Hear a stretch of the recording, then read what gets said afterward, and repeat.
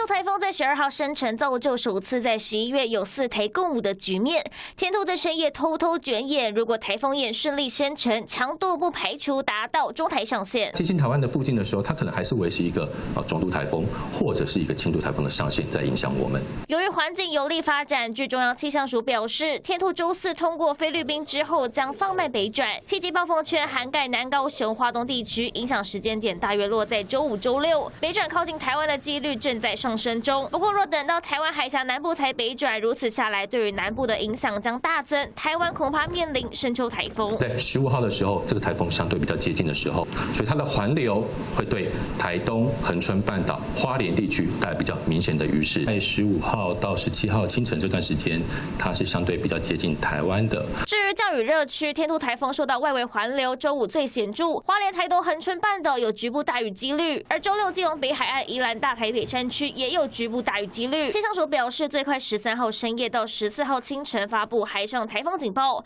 ，13号下半天有机会发布陆上台风警报，不过会不会登陆，专家表示几率不大。开始有往北的分量，随后应该是会往东北方向成一个抛物线的运动轨迹那目前看起来登陆的机会是不大的。专家表示，目前路径变数还很大，不过天兔是个环流较小、核心不大的台风，因此路径如果稍微调整，原本无风无雨的地方，风雨可能也会变得很显著。记者姚立强、郭玉轩台北采访报道。